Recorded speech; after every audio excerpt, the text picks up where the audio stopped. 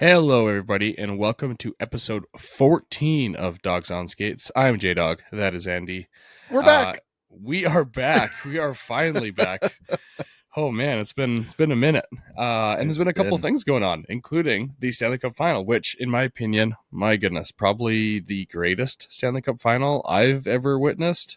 It's been like the speed, the physicality, the high-end skill, the drama, the last-minute scoring, 3 overtimes out of them. So, yeah, it's been kind of everything.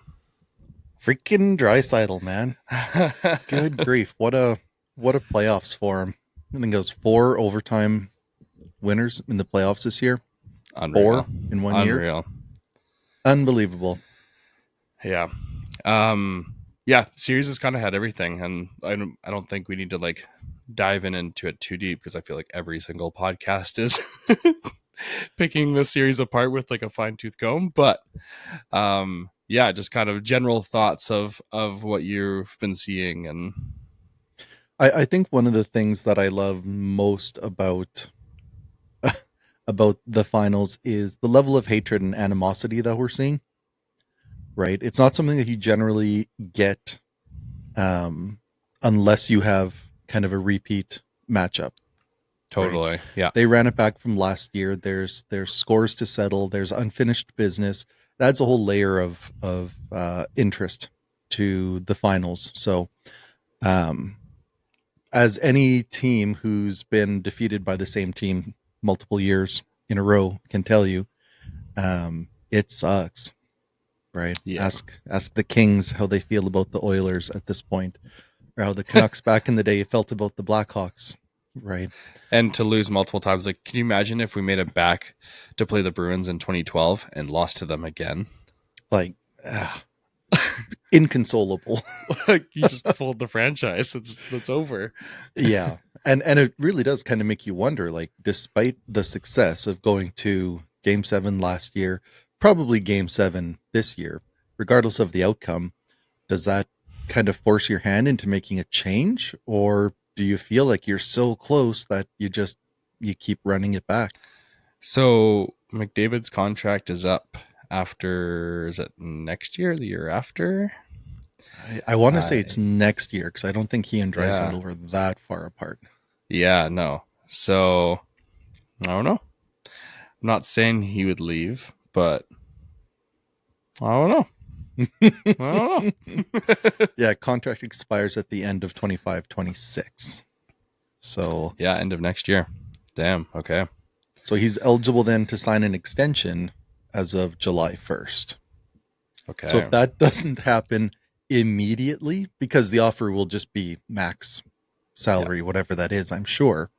If that doesn't happen immediately, there's going to be some anxiety in Edmonton. If we get to like July 10th, all of the hockey world is like, throw the logs on the fire. It's going to be hilarious. Oh boy. We'll be able to look and be like, oh, finally, we're not in the spotlight of complete chaos. Until the next July when it happens with Quinn Hughes. Yeah. But I mean, we've already been processing that. Yes. Yeah. I don't think Oilers fans have been processing McDavid leaving. No. Not to say that he will, but you never know. I really thought that Draisaitl was gonna leave, and he didn't. So I don't know anything about anything, but it's been good hockey. I haven't been watching it consistently because I can't figure out if I'm like a good luck charm or a curse. But whenever I start watching, things start happening. One way or another. Yeah. I think things have just been happening. I would argue I've been watching the full games and things have been happening constantly. I only put a lot of importance on myself there because pretty much every game throughout the rest of the playoffs leading up to the finals, if I watched, my team lost. Whoever I was cheering for, they were going down the tubes if I tuned in. So that hasn't exactly happened here. Well, hasn't it been flipped since you got to the finals? Well, a little bit. It hasn't found that consistency. So okay. Beginning to think that maybe it's not me, but the hypothesis is losing steam.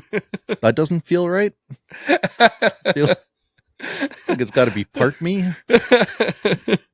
Maybe not. Yeah. Question Yeah. for you before we move on. What Hmm. is more likely to encourage McDavid moving on from the Oilers? Him losing in the Stanley Cup Finals again, or him winning and getting the job done for Edmonton? Ooh. Oh, that's a great question. I don't know that he'll see a better opportunity to win elsewhere. I think being that close a couple of years, maybe. Would he want to go home to Toronto?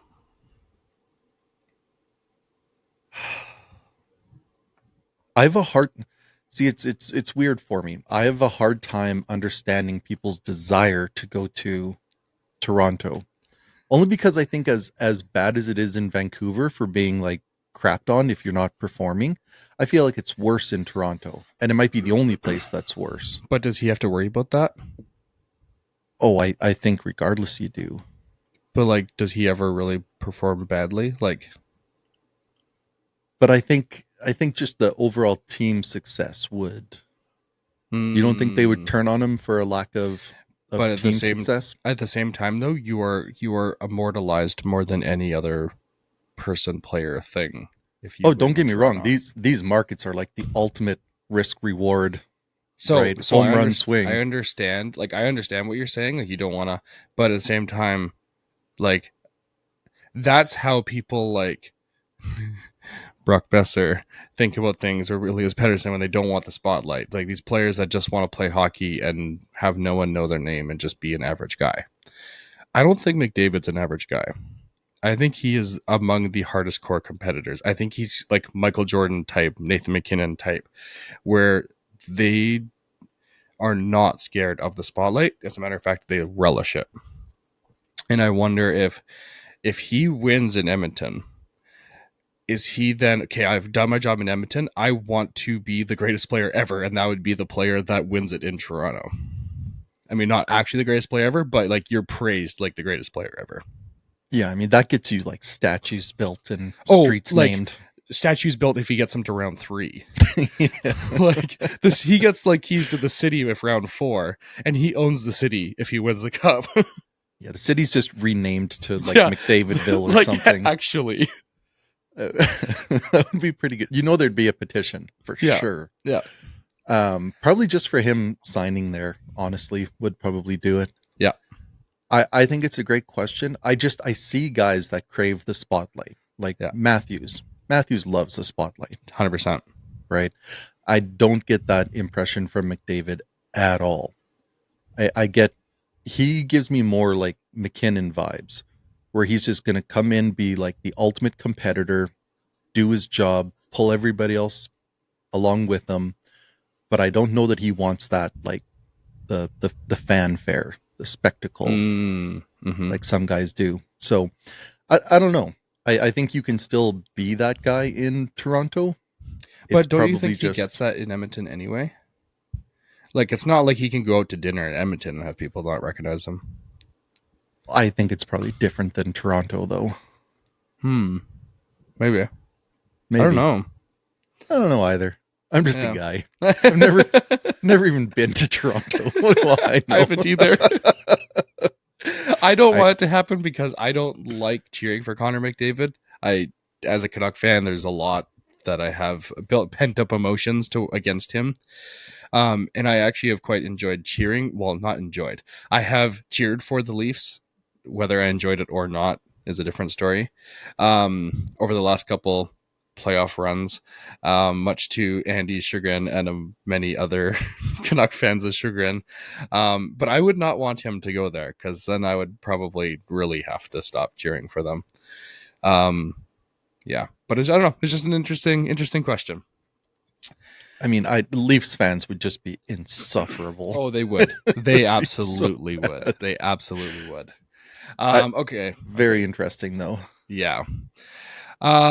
So incredible Stanley Cup final, but at the same time, we have the Calder Cup final kickoff yesterday with our Abbotsford Canucks against the Charlotte Checkers. Do you know who the NHL team is for the Charlotte Checkers? I believe it's the Florida Panthers, It is it not? sure is. It sure is. So the Florida Panthers are playing the Oilers in the Stanley Cup final and the Canucks in the Calder Cup final. And they have got like a loaded roster full of like players that are normally NHL players. Asplund is normally, I think he was playing in Buffalo before. Capo And Kakkonen Twistle. is, yeah, Entwistle. Capo Kakkonen has been like an NHL goaltender for years. He's their goaltender. Like they were loaded with guys that normally are in the show on like third and fourth line areas that are on this team. So yeah, it's going to be quite a challenge for the Abbotsford Canucks, but they kicked off game one last night. Did you follow at all? Do you know what happened at all in the game? So I watched almost all of the game.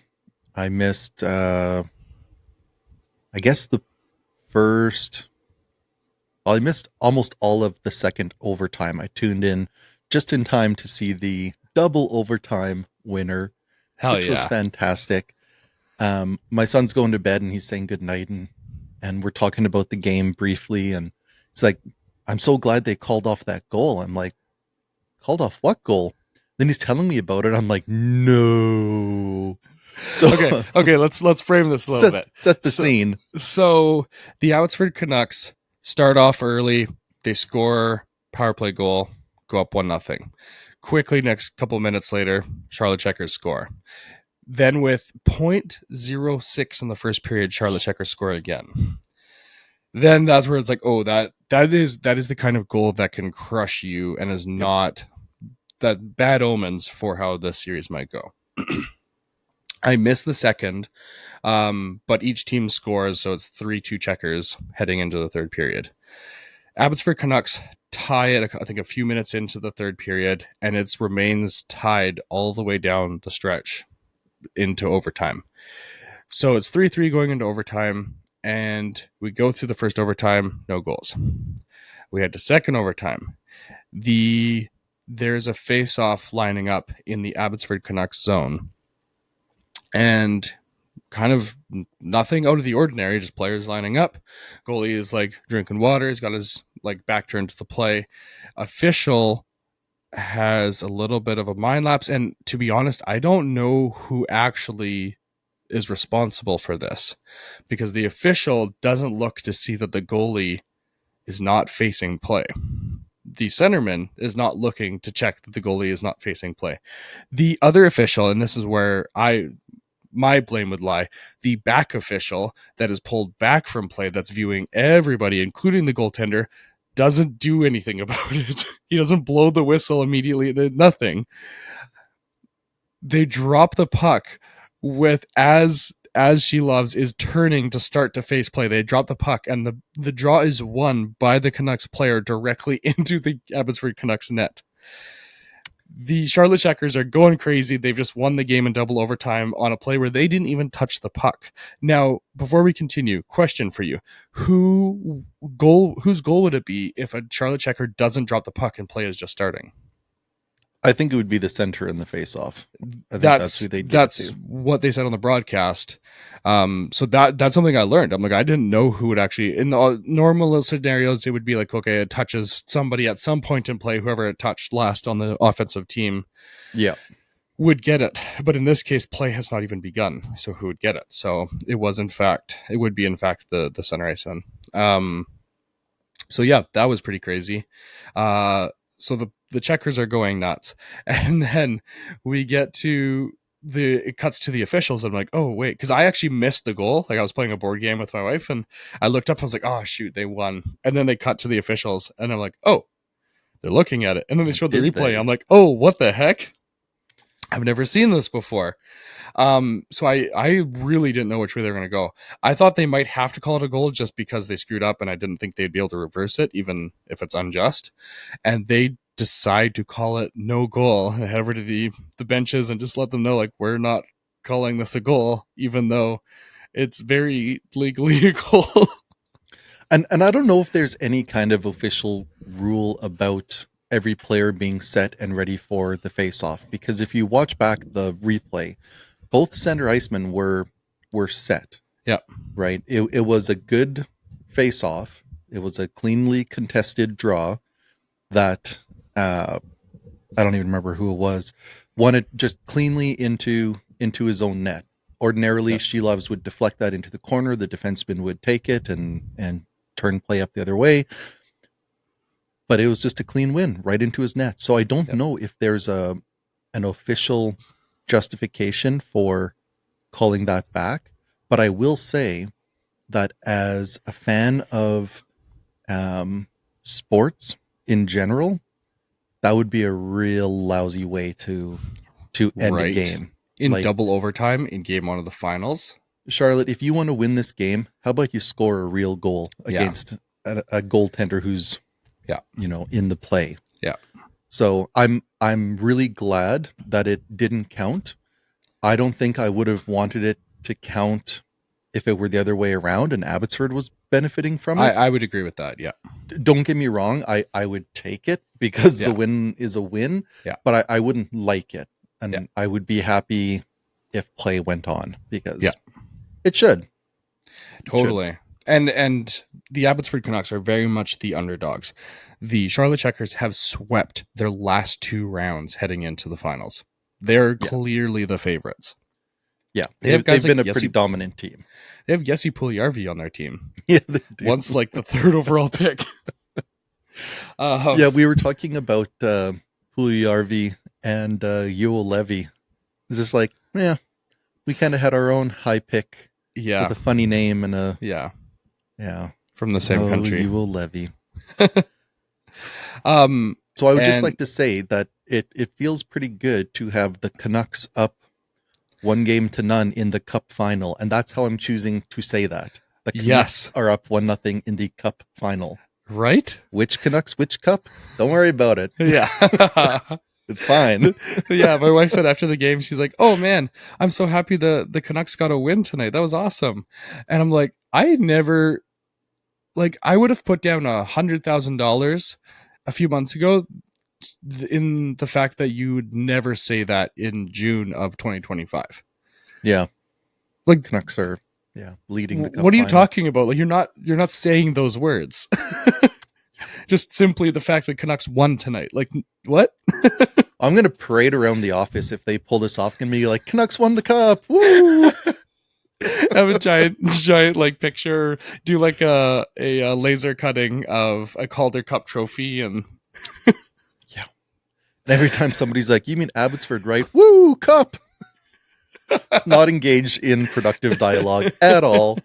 Just really embrace the lie. Not a lie. A misconception. Maybe. It's the truth. It's a somewhat misleading truth. Yeah. No, very, very exciting. I'm bummed out because that's probably the only game of the Cup final I'm going to get to watch because it was free on YouTube. And so it was free on YouTube, but I'm not sure if they're going to play the other ones free on YouTube as well. I don't know. Well, I think every round they've done, game 1 has been viewable on YouTube and streaming. Yeah. Oh. And then the rest haven't. I'm hoping I can see it. They don't really make it very viewer friendly to just get like a limited. No, they do not. Limited package. Which is why everyone's screaming just to make it free for the finals, because you're not going to get any other customers anyway. You might as well just get more eyes on your product. But, yeah. Would be nice, but we'll see. We will see. But yeah, it was definitely a dandy to have. It wasn't a dud to have on YouTube for free. That definitely was worth the while. And Danila Klimovic wins it halfway through overtime on a power play goal. That was a puck over glass penalty. And I think it was the only penalty that Charlotte took in overtime. But the Abbotsford Canucks had to kill off 2, a high sticking and a roughing.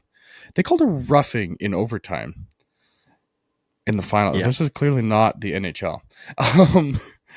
But the Abbotsford Canucks had to kill off 2 penalties in the first overtime period successfully, thankfully, but it also led to them being outshot like 21-6 in the 2 overtimes combined and still got her done. Yeah, I mean, Shilov's had 50 something saves.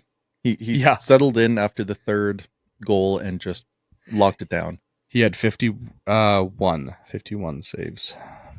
Yeah. I mean, the power play penalty kill situation was a story coming into the series. Charlotte has a terrible power play somehow. Mm-hmm. Um and Abbotsford has an incredible penalty kill. So Right. that's good news for Abbotsford, except Charlotte has, I think, 6 shorthanded goals in the Yeah. playoffs, maybe. Yeah, they're real good. Like they've scored more on the penalty kill than they have on the power play. Yeah. And it showed. They probably had 4 or 5 good looks on the penalty kill Yeah. against Abbotsford. Like, you gotta be careful. Yeah, totally.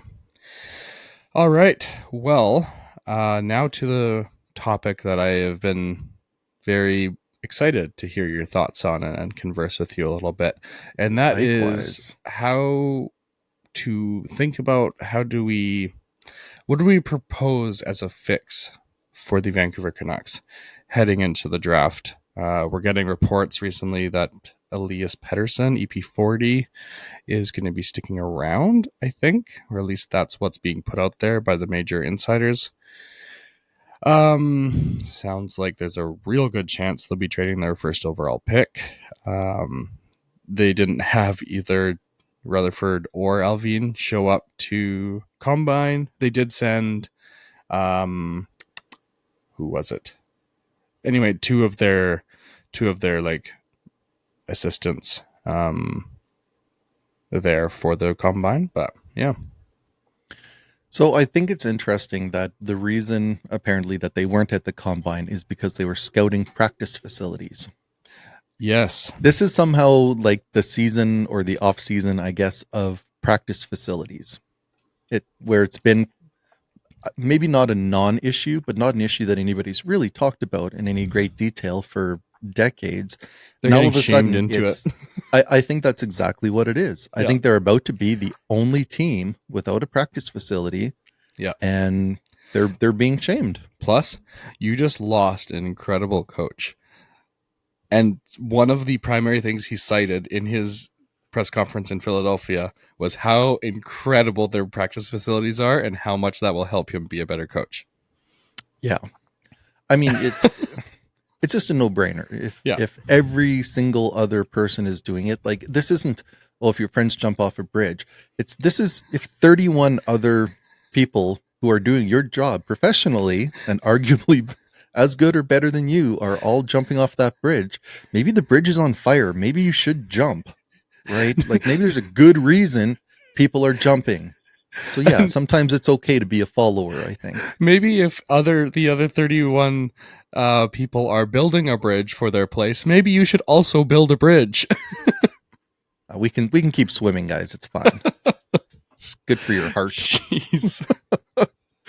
I mean, I'm Uh, glad that they're taking it seriously, and maybe they're going to address this, because the last thing you need is something that needlessly hurts your team's ability yeah. to bring in players or keep players. Um, yeah, And we had very Bill interesting. Zito reference like his practice facility in a long-winded way to get around to, like, the tax idea that he was asked. um Basically saying, like, it's all the different components of the franchise that have made them good, and a big one was how incredible their owner is, and how when they needed a new practice facility that they were able to just not get a practice facility, get a new practice. This is Yeah, Florida. This is Florida, not Vancouver. This is Florida. Like, they talking haven't. about practice facilities. Yeah, they haven't had fans in, like, for most of my life to fill up that arena, and yet they get a new practice facility. And yeah, the owner's like, "Yep, here you go." And I understand that, sure, real estate is likely different in Florida. The cost of things is different, but come on, man. Like, come on. This it Okay, so this whole discussion around taxes, this has become a big thing too. If there's two things it's been about, it's practice facilities and taxes. Two things are So constant: Canucks death and taxes. pretty much. So okay, here's my thought on taxes. Are taxes themselves like this huge deal breaker boogeyman that gives teams this incredible advantage? No, I don't think so. But is it a component, something that could tilt the tables, all other things being equal? Of course. And Brad Right? Marchand just came out and said that. Yeah, if you've got two solid offers on the table, two teams that you find are in a similar place, have a similar chance to win, you don't have a strong preference one way or the other, but one you're going to pay millions of dollars in tax and the other you're not, and you get to keep that. Come on, let's Yeah. let's be real. That's a huge uh bonus. Yeah. Yeah, for one team over another. So I think if the Canucks build a winner, right, the team's competitive, they're winning, they've got a bright future, they will attract players. If you treat your players well and you're building a winner, you will attract people. Yeah. But if you're suffering and you're now having to compete with every other team just to try to get guys in, you need every possible advantage you can get. And that's where something like the tax situation does hurt you. Yeah. So for me, I don't think it's necessarily an excuse for a team like Vancouver not to be successful, but I do think it's an advantage, and probably, if I'm honestly, it's probably an unfair advantage for those teams that I think you could even up by having some kind of a tax-based sliding cap or something, right?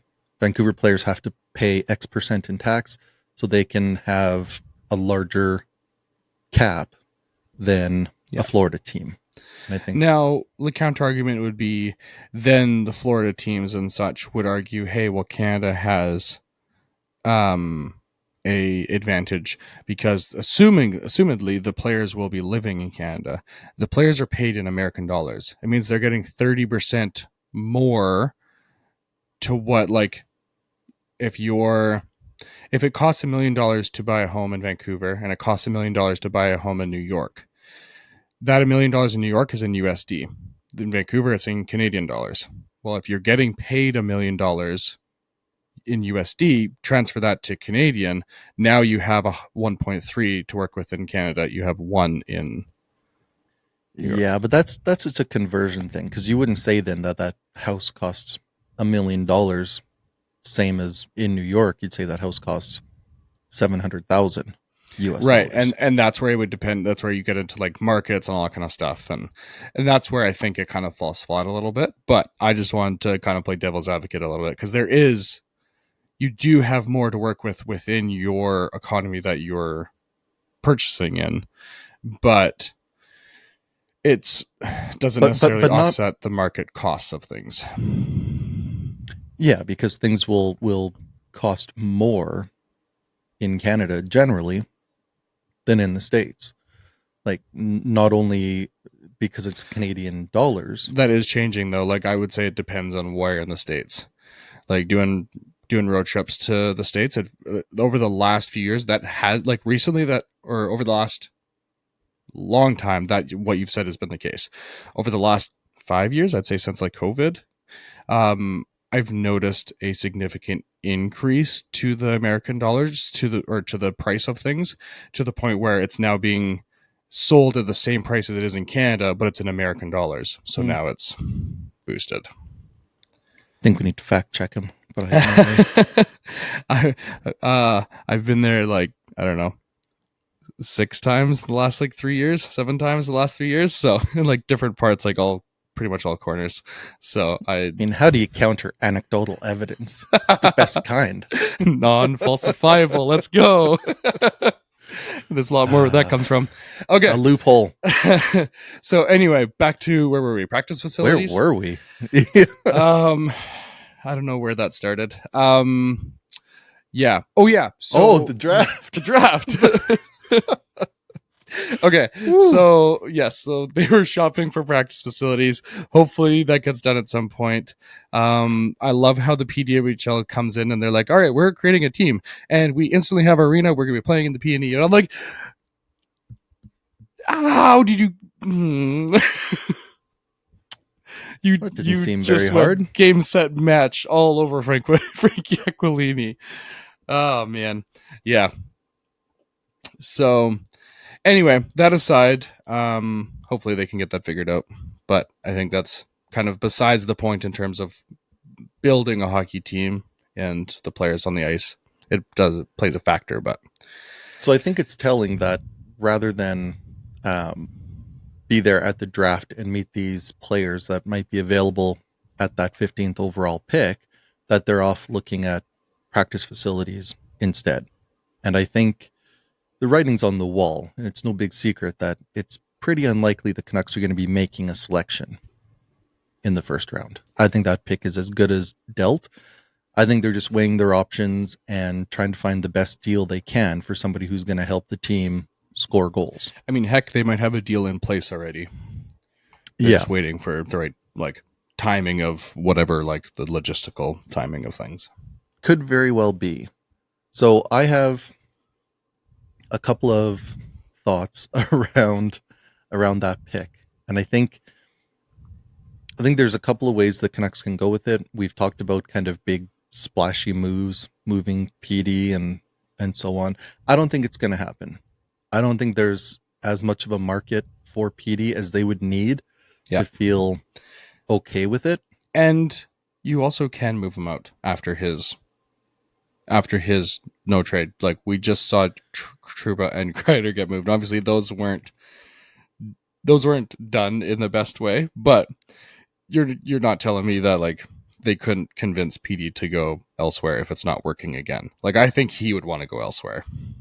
Yeah, it's true. You give the player a lot of power, of leverage and control. Then. But how much are you getting right now anyway? Your risk reward. If you keep him, he goes off. If you trade him now for low, okay, you get a little bit in return. If you trade him later and you get a little bit less, sure, you're losing a little bit more, but how much more are you really losing? Yeah, it would be a marginal difference, I'm sure. But for a team that's, scrapping and clawing here, those marginal things will add up, and you need to be getting some of those marginal decisions going your way once in a while. But I mean, if he does find a way to get back to where he is, and then even if you trade him at that point, or get back to playing to a point where teams would be more interested in him again, or something like that, then maybe I don't know.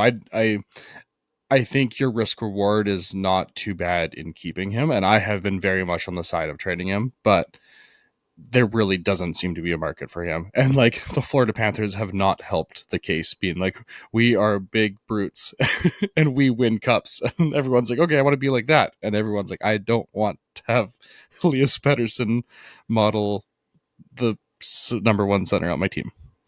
Yeah, it's entirely fair. I would move off of PD and package up any group of Hedel, the 15th, Willander, Lekkerimäki, even Demko. And even if it meant getting a pair of second line centers back, even if we didn't have a bona fide, legit number one game breaking center, that'd be okay. If we have two guys that are consistent and you know what they're going to bring you, and you're not worried about the highs and lows that PD brings. Like who? Listen, man, I'm just the idea guy. That's why they pay people to make things happen. That's why I was looking for an idea. Who are you thinking? So the name that the Canucks, and what I just about heard this McLeod recently.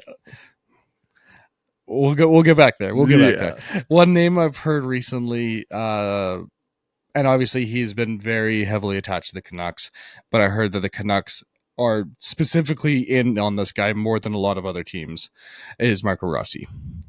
That they have a particular interest in him over the Calgary Flames, who don't really want to pay up for that. They want big center guy. I think that the NHL is making the same stupid decisions they keep making over and over and over, that you need big, tall guys to win Stanley Cups. I don't think that's true. I think you need a balance. You can't have a team of small skill dudes. The Montreal Canadiens tried that for years and it never worked. But you can't just try and the Anaheim Ducks, for example, Chris Kreider, they just got traded to the Ducks. they are trying to build. I don't know. Like they got a bunch of like skill young guys, and now they're like, we will bring in Jacob Trudeau, we The will bring Goon in Chris Squad. Kreider, we will bring like we will name Radko Gudas as our captain. We'll have Joe Quenneville be our coach. Like, what are you guys doing? Like, I don't think that's not how you win. Like, that's not the mojo that the Panthers have, and even the Oilers. Like, those are two big, tough, fast, super fast teams.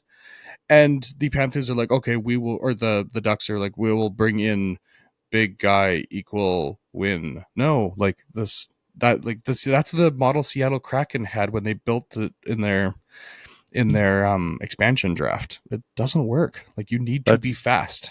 that's some Jim Benning nonsense. Yeah, it Some 100% big is. bodies play some meat and potatoes hockey. Yeah. It's like no. And to be honest, I don't hate it. Like I didn't hate how the Canucks did that on their defense, because I think defense is you're a bit safer there. Your defense don't need to be as fast, especially if you have someone like Quinn Hughes. In Edmonton's case, you have someone like Bouchard, or a couple like maybe not Bouchard because he's not great defensively, but you have some like fast defensemen that can kind of compensate for the big guys. But you need to have big defensemen straight up because they're going to win puck battles, and most of the puck battles you need to win are in the defensive zone. And not even puck battles, but just physical battles in front of the net, Yeah. right? Moving guys out, tying up sticks, preventing rebounds, like all of that Yeah, stuff. exactly. But the idea that Marco Rossi is not a good enough hockey player because he's small is like, are we back to doing this again? Like I thought we've proven against this so many times.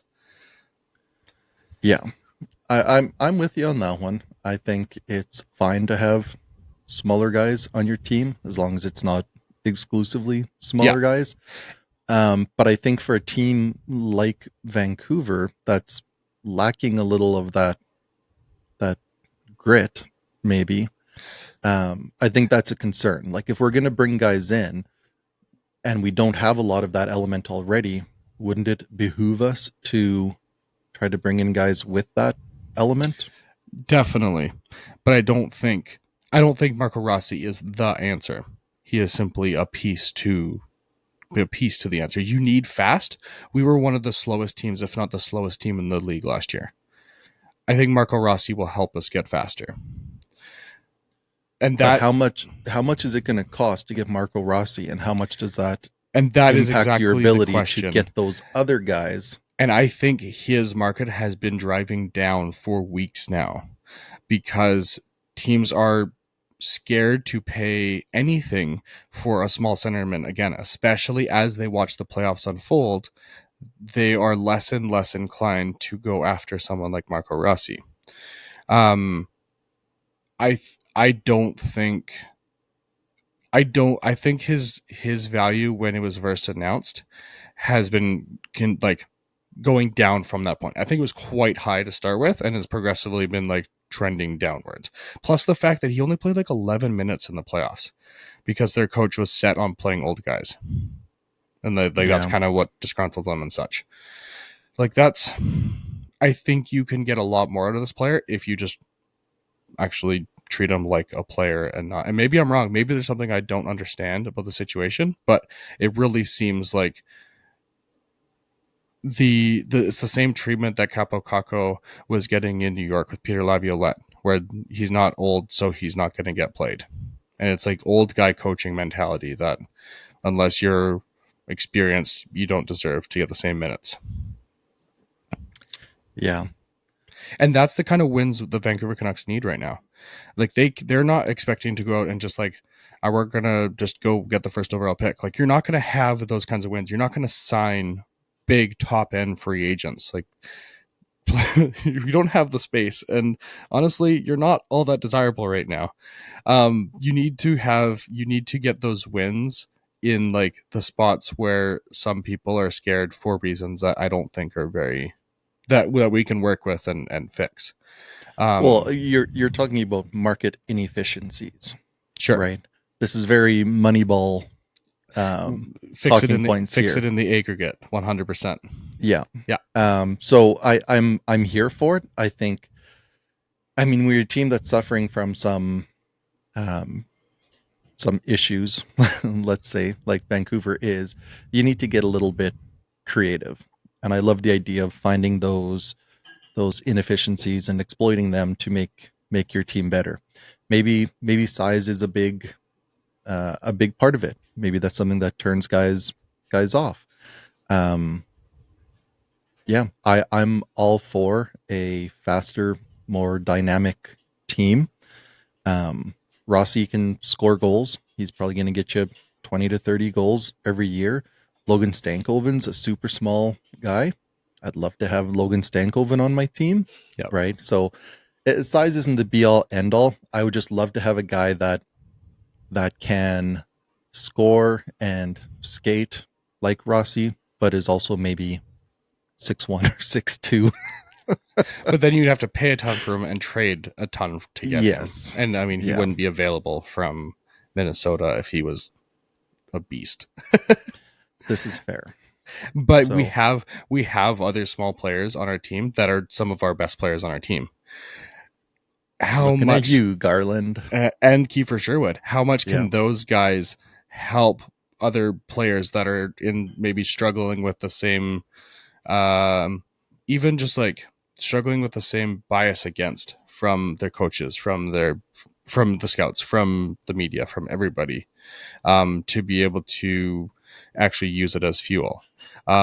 He's played 2 seasons in the NHL, both 82-game seasons. He had 21 goals, 19 assists in his first season, so he was a half a point per game player. There we go. And he had 60 points in 82 games this past season, 24 goals, 36 assists. So I mean, keep that trend. He will be a point per game player by this coming season. I love players that are showing growth every year, right? I think that's huge. Like we've mentioned Brock Besser a lot, and that's, talking about Minnesota and Brock Besser. Besser broke into the NHL and lit the league on fire, right? But he didn't ever really significantly build on that. Yeah. And that's tough. You get excited about a prospect, about a player, and you want to see that growth. You want to be excited about what's to come and how they're going to improve and get even better. And I think we got so spoiled by players like the Sedins in that regard, who just got better and better and more creative, that starts to be the expectation. And when it doesn't happen, there's kind of this underlying frustration with a player. And I think I've had that with Besser for a long time. Yeah. I like Brock Besser. I like him largely as a player as well as a human, but there was always a little bit of disappointment that he didn't take it to that next level. Yeah. And I think, PD's in danger of that as well. But anyways, just a thought that came to mind. Definitely. And he's only 23. Marco Rossi. So I would not spend like the sun, moon, and stars for this guy, but I'd probably pay like, maybe the moon and the stars, keep the sun. So let me just run this by you. So Marco Rossi, 23 years old, right? Mm-hmm. He has 2 full seasons. You said he had 40 points and then 60 points? Yep. Okay. Who's a guy that right now, his name has surfaced as potentially being available? Same age, 23.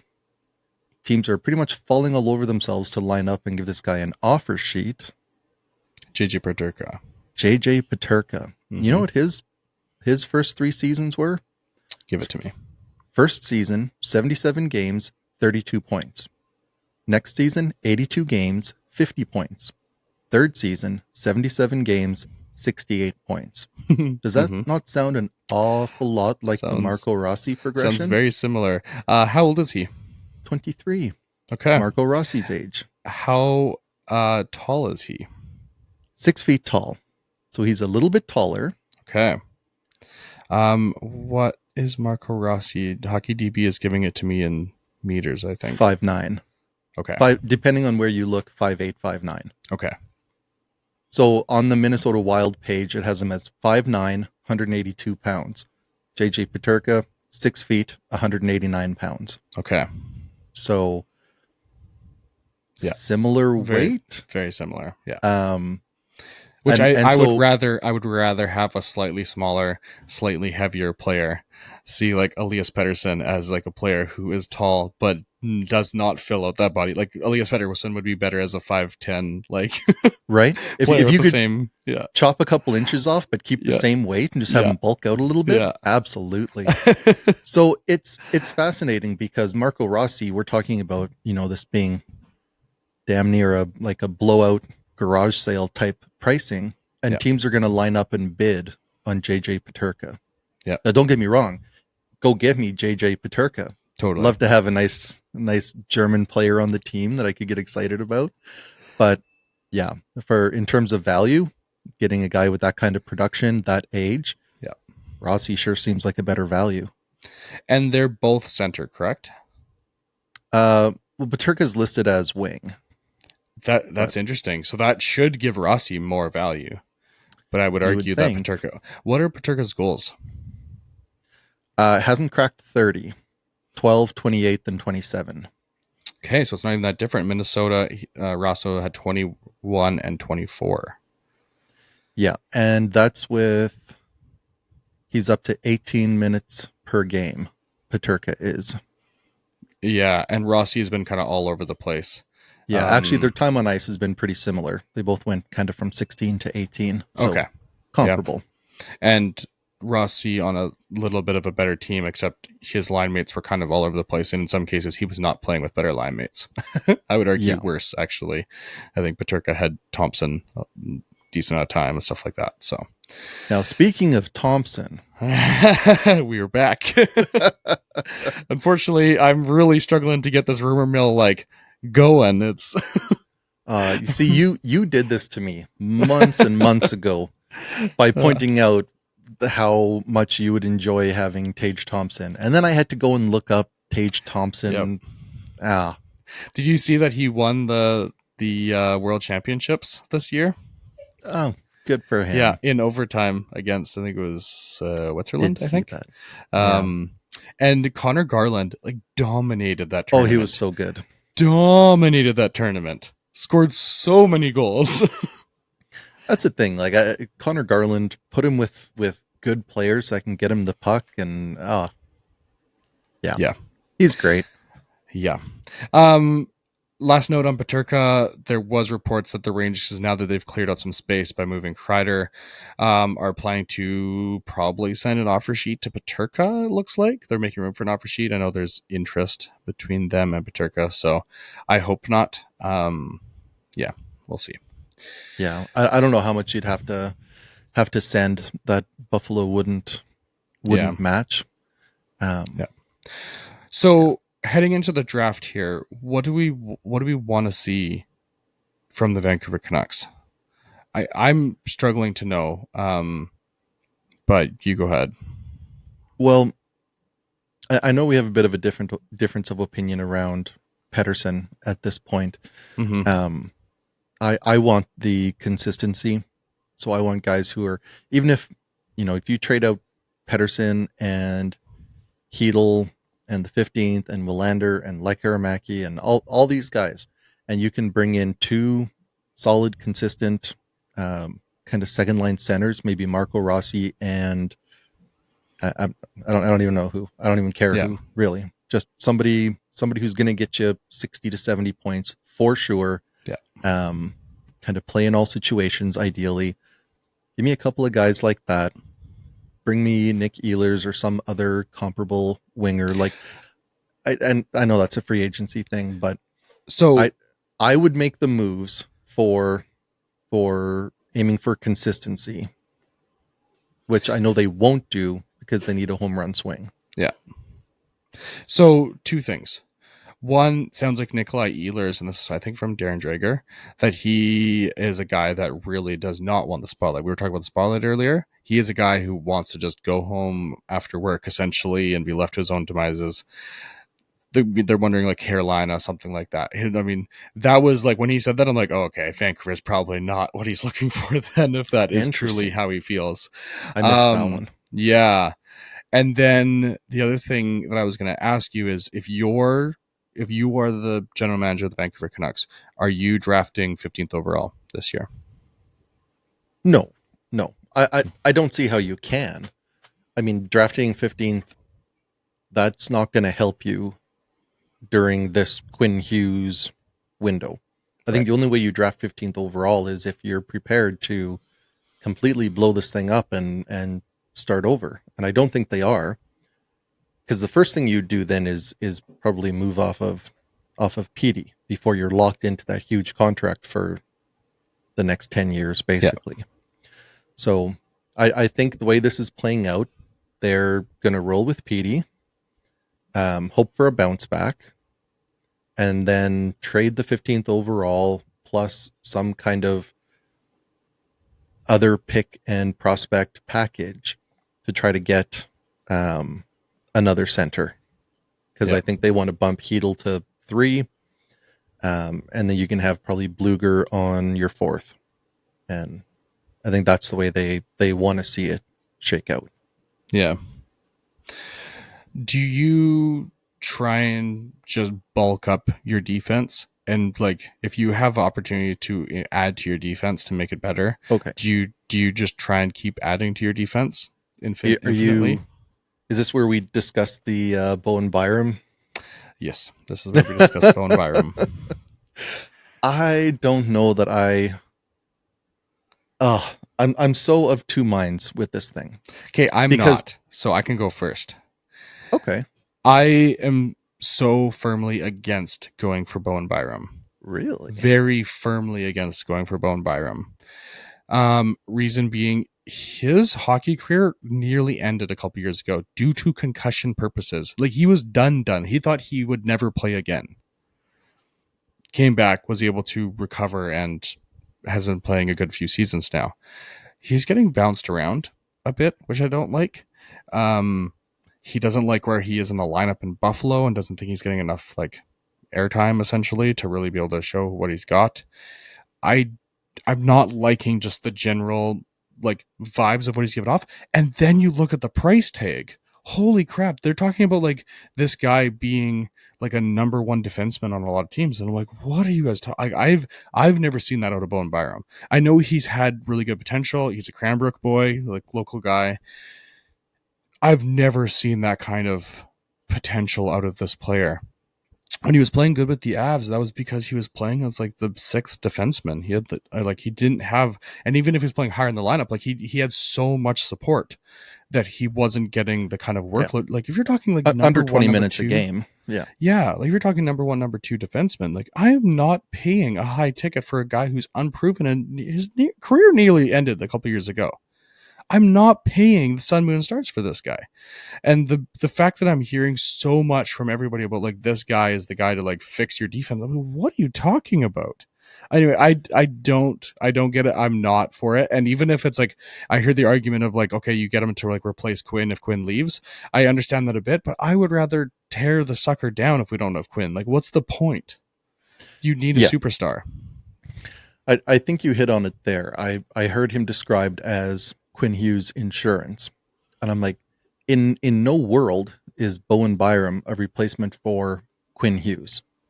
If you lose Quinn Hughes, that ends an era, Yep. right?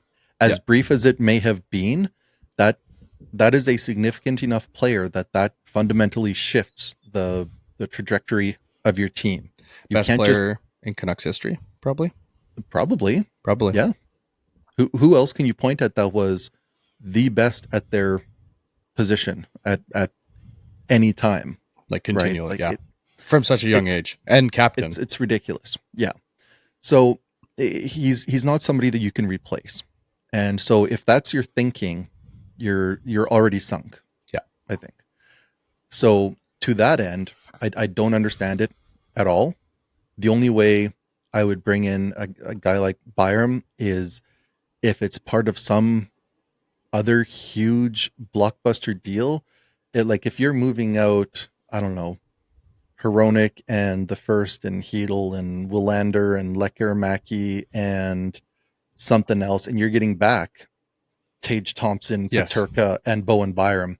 Okay, I'll definitely, take Byram. I'll definitely, take him if it's part of some massive definitely. blockbuster deal that like addresses all of those points of weakness in one go. Yeah, Sure, but just as a hey, let's deal some picks and prospects and get this guy. I hate it. yeah, Hate it. Hate it. yeah, totally. And I wouldn't even hate it if you went like Hronik for Byram and a little something extra. If you traded defenseman for defenseman, I think those two would be fairly like comparable in terms of skill level. I think Hronik probably a bit more proven, a bit bigger, a bit more of that snarl. But if he's disgruntled after the JT Miller stuff and is really like not good for the locker room, I can kind of understand a bit of an argument there. And you got probably some bigger upside from Byram. You have definitely a lower floor, but you have a higher ceiling with him, and at this point you're trying to swing for fences to try and keep Quinn around. So I can understand something like that, but I don't think that's where you need to be wasting your energy. I think that's a kind of a waste of energy again, unless Hronik is like, unless there's some hard feelings there that is not going to be recoverable, then I understand it, but I don't think you need to be wasting your time on that. No. And Hughes has said he likes Hronik. Byram's like a little bit bigger than Hronik. Is he? Oh wow. Yeah. Hronik's not a huge guy. He's He 6 just feet. plays big. He plays Plays bigger. Yeah. big. Yeah. And that's the thing. Like we talk about these smaller players. There's smaller players who don't play like smaller players. Like Yeah. Connor Garland plays like a larger player. He plays bigger than Pedersen, like twice as big. Absolutely Yeah. he does. So Yeah. there's that element as well. But Yeah.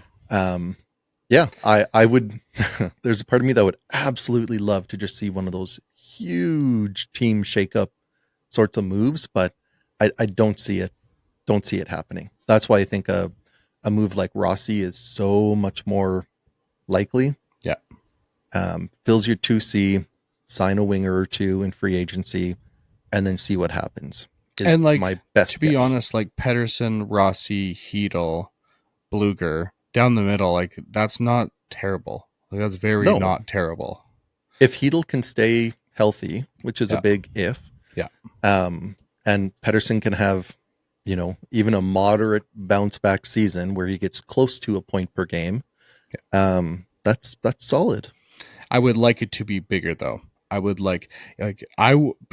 preferably I would like them to try and go get someone like Claude Giroux.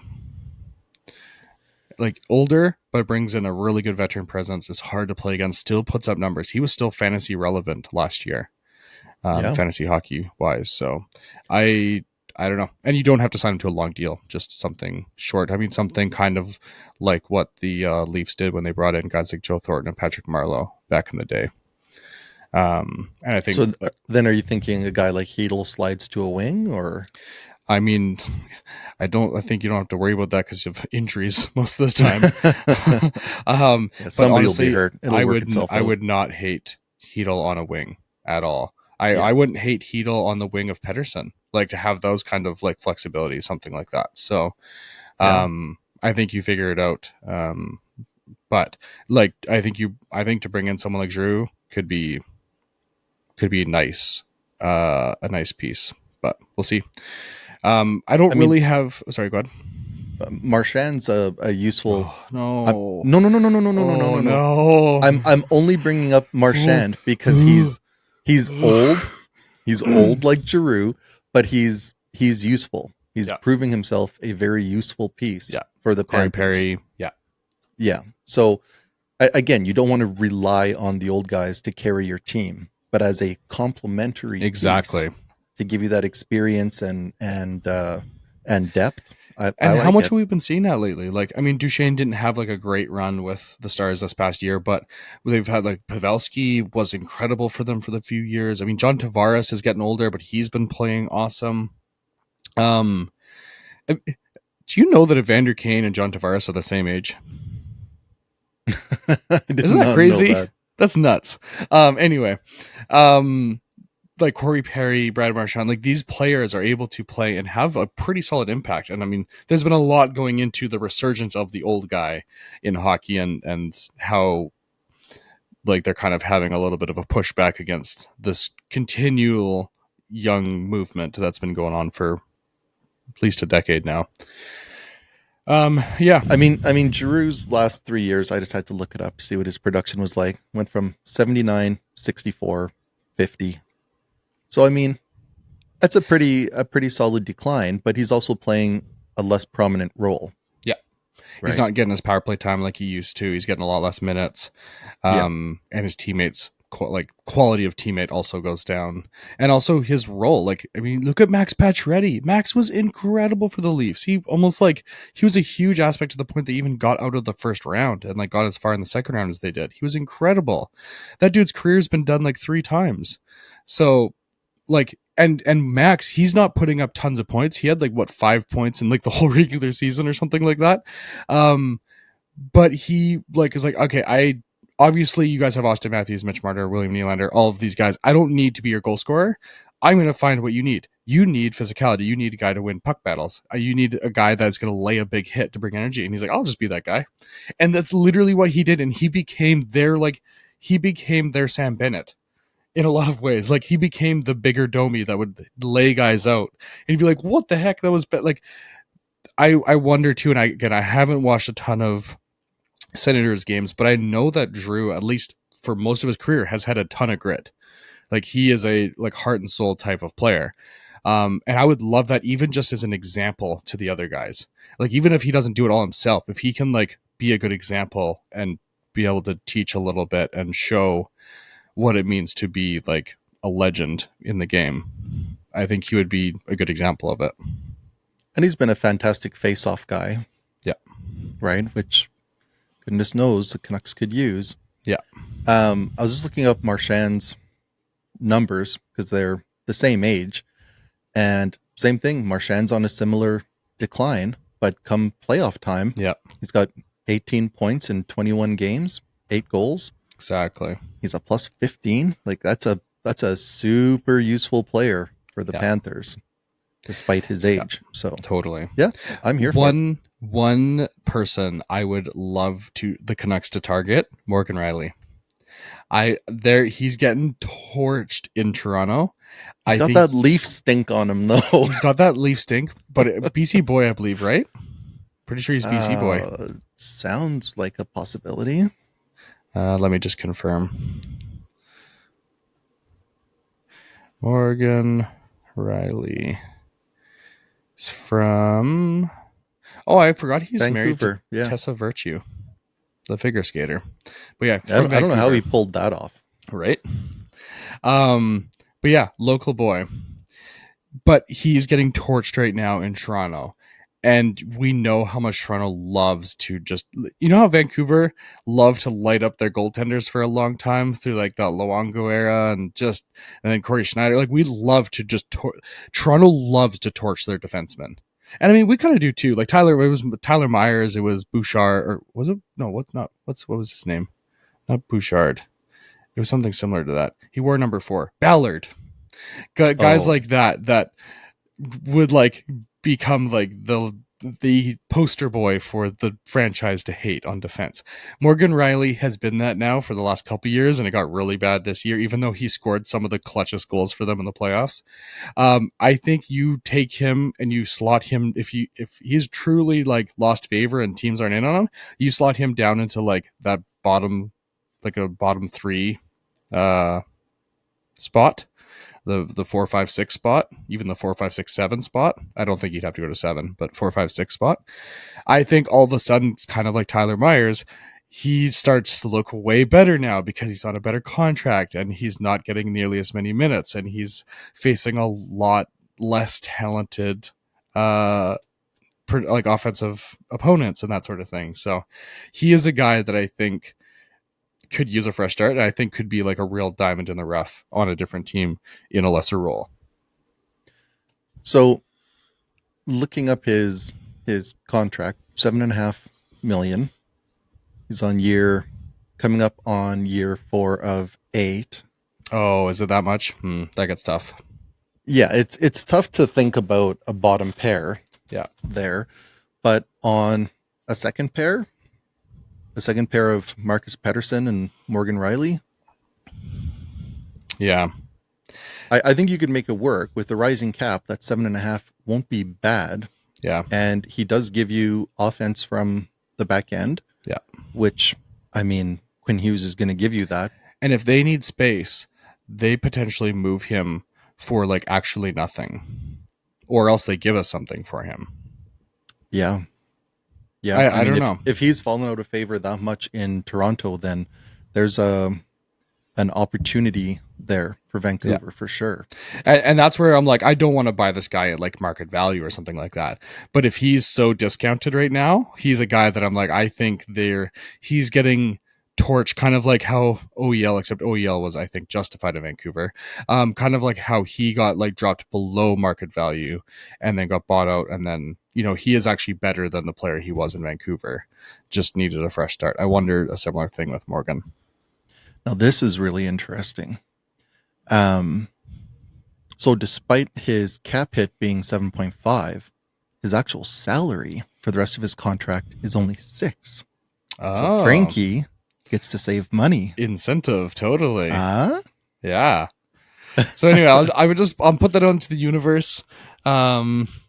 Something I would kind of just, tuck that away a little bit. And the other nice thing about him being a Leaf, which, I mean, there's not much nice about it, if you ask me. Oh, that sounded weird out of your mouth. Is that anywhere will be probably less daunting than playing in Toronto. Yeah. And so he's going to Vancouver, his hometown, with a chance to help his hometown team climb that hurdle that wasn't working in Toronto. Yeah. There's a lot of things that make sense about it. I could probably get over the Maple Leaf stink, just like if Chris Tanev was like, "I'm coming home," I'd be like, "Welcome back, my guy." So yeah, not a deal breaker. Certainly an intriguing potential there. Just putting it out there. I'll kind of leave it there. Okay, I think that's good for that. Unless anything crazy happens, I think our next podcast we're going to plan to do after the draft and after everything shakes out and kind of see where everything's sitting heading into free agency. Again, if there is anything crazy, we'll chat and see if we can at least get something out of some sort, some kind of reaction. But till then, there's a couple other things I still want to talk about, and one of them was the Blue Jays. So they have been rocking and rolling. You got the hat on. I have been following from a distance. Every time I kind of like you, every time I turn on the Jays, they seem to start stinking it up. So I have been staying away, but I've been following the scores, and they've been rolling. They've swept a couple series and won the other ones. I think they're like 5 for 5 or 4 for 4 in their last series. So they've won 7 of 10. They're sitting in the first wild card spot, first of 3. So they're in, I wouldn't say comfortable playoff position. First of 3 wild card spots? Yep. Is that a change? Yes. Oh. Yep. They went to 6 teams from each league are going to make it now. Oh. Yeah. So what was it before? So is that 3 division winners and then 3 wild cards. Is that an increased amount of teams or just a different setup? Yeah. How many more teams? I think just 1 per league. Okay. Because you had two wild cards before. So the team with the best record, I think, got a bye, and then the other ones played out, or something along those lines. Like baseball needs a couple more teams just to like allow their franchises to have more games and make more money. Like I really don't understand it. Like, why wouldn't you want to have a few more teams? Because they have roughly the same number as the NHL. So why not have 8 teams per league? And even if you're like, okay, that's too many games, it's going to take the season too late in the year. Okay, you don't want to change your 162 game season, which is insane. That is so many games. Just chuck it down to like 140, and then but the thing is, baseball's very romantic, and it's got records based on And based on that. that's the very thing that makes everything in baseball so difficult. Baseball is the most difficult sport. If baseball was a human, they are the most difficult human just to try and interact with. Because like no matter what, there's like all. I don't like the pitch, and I understand it from like a health perspective of like the pitchers and stuff. But man, like we can't have games going 4 hours. Like no one's gonna watch. Like what is the point of your sport if no one cares about it? If you're a diehard fan, 4 hours times 162, Like, that's and then that's too playoffs. much. Yeah. And that's only watching your team. That's not even watching any of the other games. Yeah. I mean, I like that there's baseball on a lot. Yeah. You know, the dog days of summer, it is Yeah. nice that there's almost always something on.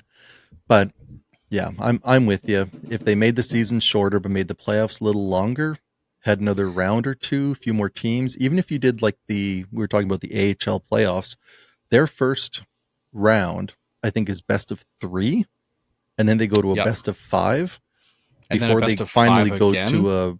I think it's and then- 2 best of 5s and then 2 best of 7s because it's 5 rounds. That could be, yeah, I yeah. think that's how it is. Charlotte didn't have to do that first round.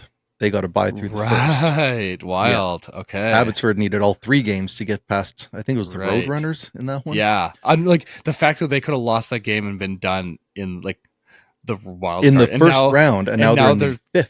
3 wins away from winning the whole stinking thing.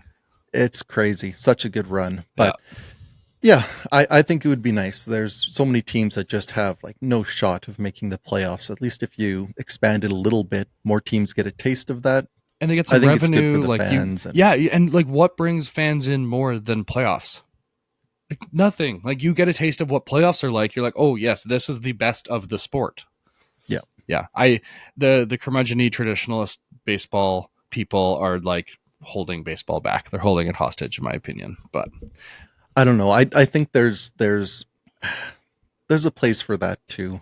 there is, but I think there's a bit of like there should be like a bit of give and take, and it's been a lot of take from the traditionalists, and it's starting to move like the pitch clock thing and allowing a couple more teams, and we're moving back towards actually, you know, a sport that people are interested in.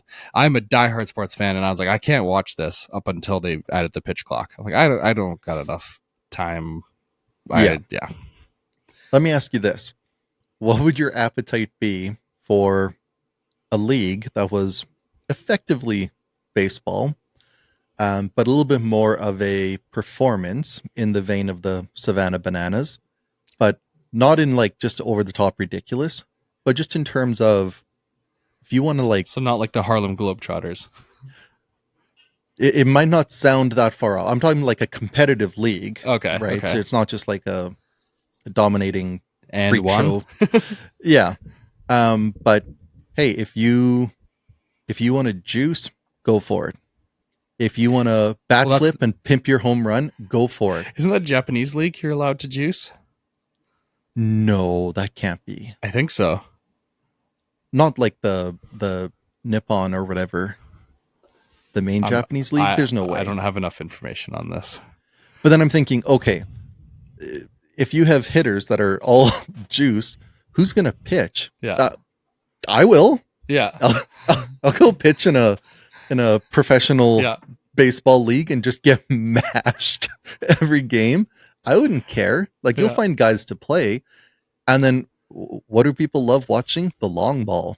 What if every guy up there is like prime juiced Mark McGuire, Barry Bonds, right? Every game's like 25-23 with like 25 home runs. And then you have like the basketball problem of the players have broken the sport, is what you're saying.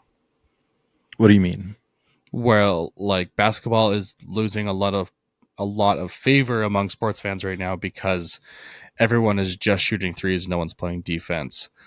And it's just a 3-point competition is the argument a lot of people make. Is that the point you're trying to make with baseball? Is like if you don't keep some of the traditional aspects of it, the sport is going to be broken.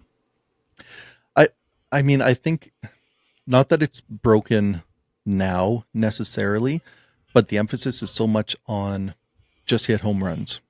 Just swing Mm, out of your shoes, try to hit home runs, which is fine. But if that's the goal, let's really make that the right. goal, Yeah. right? Maybe there's room for the traditional baseball where you are respectful and you do run out every hit and you're not backflipping and pimping your home runs, right? Like maybe baseball can remain mostly pure while Yeah. you get to enjoy the over the Right. top freak show Yeah. aspect of what And to it be could be fair, as I well. think I would mostly side on the side of traditional baseball, but like because I like the idea of baseball. I like what baseball is. I like the like feel of baseball. It has a certain feel to it, which I will give the traditionals credit. They have had a big part to play in how what the sport has become. But I feel like sometimes it gets to a point where it's too stuffy. Like, okay, like maybe the players, and like obviously this is not the case anymore, but it feels like okay, are the players allowed to wear colors like on their jerseys? Like, or like can we get rid of some of like the stuffy traditionalist things to make the sport just more relevant to people? That you're not drastically changing the sport. You're just making little tweaks here and there as the world evolves and as people want to like see obvious changes to make. For example, like the pitch clock, that is a very obvious change to make. That makes a lot of sense. Again, maybe the pitcher's health things, there's a different argument to be had there, but in a lot of cases it's a slam dunk, and it brought a lot of people, including myself, back to baseball because now the games are a lot more bite size. Not even that bite size, but more consumable.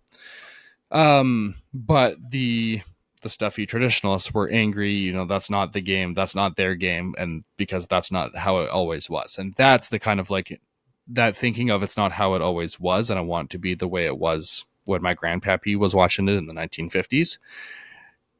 Okay, like let's not deviate too far from what the original sport was, but you have to make some changes. Like you can't. We live in a very different world now, and the things that were relevant in the 1950s are not the same things that are relevant now. Uh, I would argue though that I think that's true in almost every aspect of our lives and society, and that may be why people are so reluctant to change baseball. It's like, can there Mm. just be one thing that doesn't just go completely and down the and they crapper? and they can, but you're just gonna like lose. Your sport is going to continue to fall in popularity, therefore in money. And if you're an entertainment business that is losing popularity, that is generally a bad thing for your future. Yeah. At the end of the day, like this isn't like an archive. Like this is a entertainment business, and then if it's not entertaining anymore to the majority of people, you could, like, if you want it to be a niche sport, you can, but you're not going to be America's pastime anymore. Yeah. I would be very curious to actually know what the numbers are. Like, I just Googled it and yeah, it's the AI overview, so I don't know how much I trust it. But it said in 2024, MLB achieved a record breaking revenue of 12.1 billion. But that was after they added the pitch clock. Shocker. Okay, but 2017 was 10.3, then 10.4, 10.7, 10.8, 11.6. Like it's been growing. So But it I stayed don't pretty know. stagnant there and then jumped up in 2024, correct? We'll jumped up in 2023, I guess. Actually 2022 and then 3. Yeah, it's been actually pretty consistent. But there was a couple years where it was kind of stagnant, but But I wonder too, like how much of that is simply just like inflation and the cost of everything, like the cost of franchises and TV deals like going through the roof, and like sure the sport is probably, but like you can ask around and look around. There's not like there was a dying amount of people into baseball. There was still people into baseball, but with every generation, it was becoming less and less. and that could be, I mean, I don't have the numbers in front of me, Mm-hmm. but I also do wonder if as we go more and more down this rabbit hole of society the way it's heading, if those old school traditional types of things won't maybe find a resurgence in popularity and They get very well more might. people. But like, I don't think anyone's going to have enough time to watch and follow 4-hour games 162 times a year plus playoffs. No, but I don't think you necessarily need to be a baseball fan. Like, I consider myself a fan of baseball, of the Blue Jays, and Yeah. I mostly just watch their 10-minute highlights on YouTube. Right? Yeah. Like, that's not doing much for them. Yeah. Um, And maybe that's what the sport will be, and maybe that, like, maybe how it's consumed is the bigger thing rather than trying to get people to watch the games. Like, if you just give up on people trying to watch the games, then yes. But even for people going to the game, like a 4-hour commitment to a game to try and get people to stay the whole entire game, like that's a haul. That's a major time commitment in like modern society. And I'm a major sports nerd, so I would carve that out in my day. But like, a lot of people can hardly stay for a 2.5-hour hockey game that is like action packed and crazy, let alone a baseball game that's 4 hours long and happens every single day of the year, every single day of the season. I mean, so you know what I want? Not to belabor the whole baseball point too much, but and I think this stands for hockey as well. I want more control over the broadcast. yes, Right? I think Give there's a give army me with you. give me player worn cameras, ref worn cameras. Give me hot mics. Yeah. Let me choose what angle I watch the game from. If I want to ISO cam on a certain player, if I want to, have a tiny camera broadcasting from the brim of his hat so I can feel like I'm playing shortstop instead of Bo Bichette. Yeah. Let me have that. Yeah. Right. You can keep the game traditional or more traditional if you, I think, modernize the way that fans interact with the game. Yeah. Right. I think that's another potential avenue. Yeah. But even regardless of what the game itself is, I think giving fans more control, more access is going to be a huge part of sports growth. Yeah. Because that's kind of the demand, right? Everything is on demand now. I want to see what I want to see when I want to see it. Yeah. And sports isn't doing that. Yeah. Totally. So totally. I don't know. There's the idea. If somebody can send me the check for it, that would be great. Patent it now. Yeah, right. All right. Well, we're going a little bit long here. I did want to touch we are. ever so slightly on F1. The Canadian Grand Prix is going on this weekend. George Russell is looking pretty good. I have a coworker that follows it very closely, and I mean, we might have them on the podcast at some point potentially in the future. But yeah, their pick was the George Russell for this weekend. So keep an eye on that. Obviously, Verstappen has historically done very well at the Canadian Grand Prix, and Lando and Oscar Piastri have been absolutely dominating. You don't count out McLaren this year at all. No, not at all. And Leclerc has been racing very well as well, except he hardcore hit the wall on his first practice yesterday. So I don't know if I'm not sure. I didn't hear how bad it was or if it'll be repairable or not. I doubt it from the picture I saw, but yeah, it'll be an interesting one. I looked up some because I'm always thinking about how much it would cost to go to these things, and boy, is it a range. Like, you can get 3-day pass in the grandstand for what's the lowest we can find here? $345 in the general grandstand in a not very desirable location. Yeah. And then best grandstand, a little over 1,000. And then if you get into the good stuff, right, the VIP fan experience, boy, starts at 1,000 and goes up to 43,000. Oh. Yeah. Now, mind you, that gets you into the garage. I was gonna say, I have to hope you're seeing everything for that. Holy crap, that's crazy. Yeah, 43,000. I want to switch out halfway through the race, and I'll take it home. That's I'm nuts. gonna get some Holy. laps in for that kind of money. That's Yeah, wild. kind of wild Yeah. indeed. So, All right. Well, I think that wraps that up. Do you think we have time for the quick dog park? oh yeah. All right. Let's do it. Off to the dog park. All right, welcome to the dog park. We've got a bit of an abbreviated dog park because we had a lot to talk about in the first section there. I'm going to pass it off to Andy for a dog park. I don't actually know what we're doing.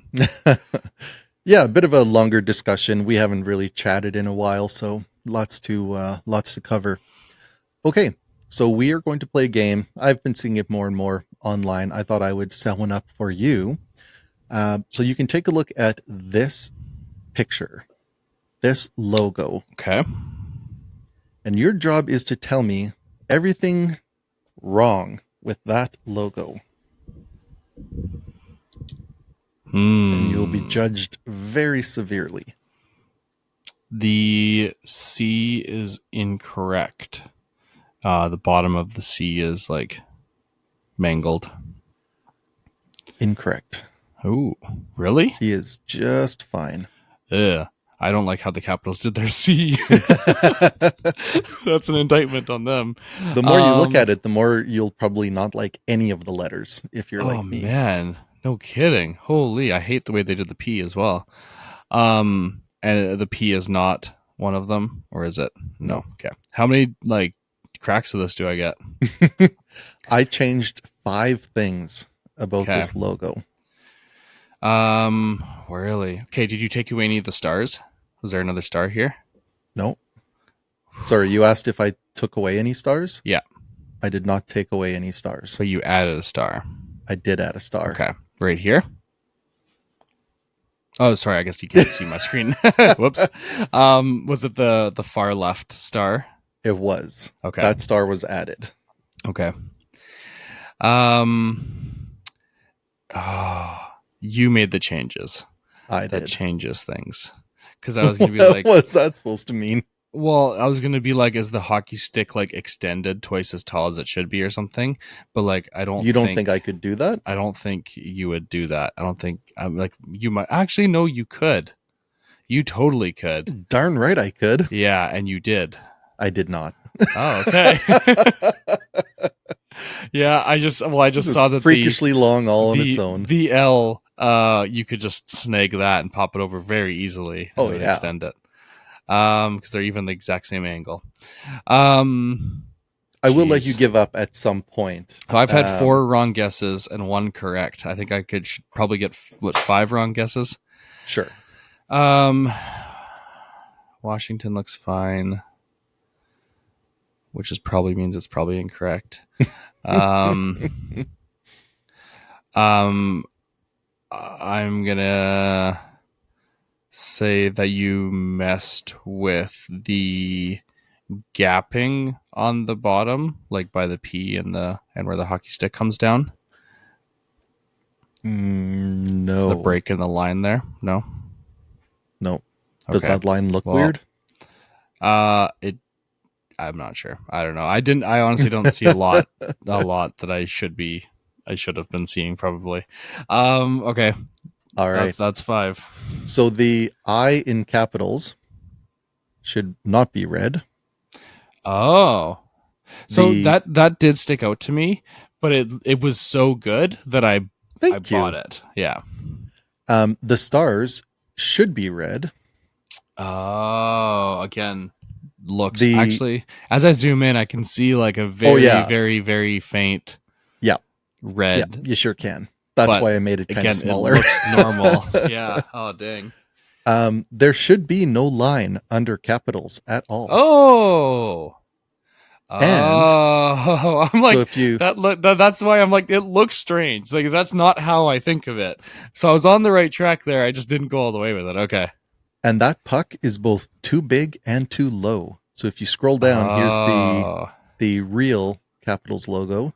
Yes.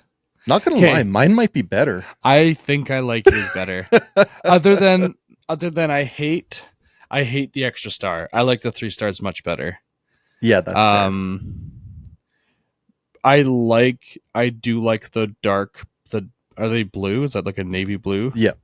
I like that better for sure. Actually like the red outline, and I think I do like the line underneath. It looks so professional. Well done.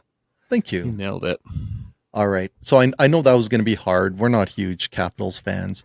So why don't you scroll down a little more and try this one? Oh, awesome. Okay. This I have stared at a lot. Right. Oh boy. Okay. Again, I feel like this looks pretty normal. Yeah. Also 5 changes. 5 changes.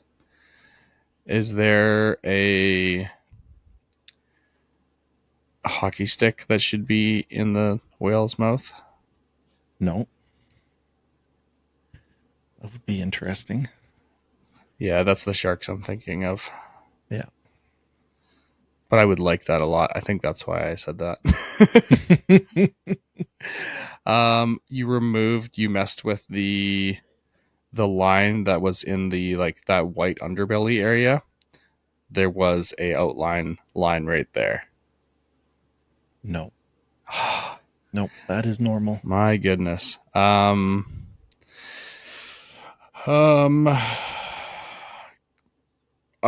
is color a thing? Like, not in this one. Not in this one. Okay. Because I'm like, there are versions of the logo with different colors. Yeah, exactly. Damn.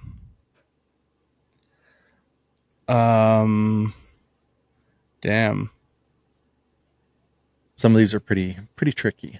Yeah, I am really annoyed that I can't see what I should be seeing. It looks accurate. I'm going to say there's really only 4 because one of the things I changed is so minor. It's the little white kind of triangle thing in his fin. Yeah. It's slightly larger and lower than it should be. Oh, okay. But after I did it, I'm like, oh, that's such a minor change. That shouldn't even count.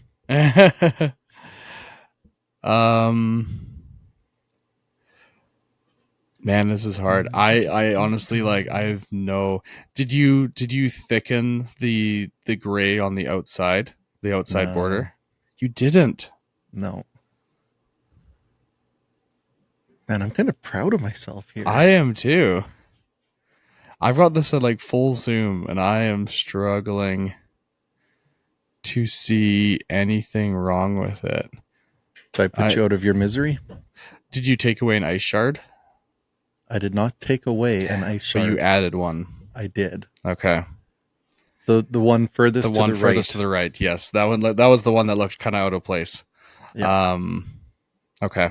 Well, I was on the right track with one of them at least. My goodness, well done. Okay. So the white in his eye, yep, should not be there.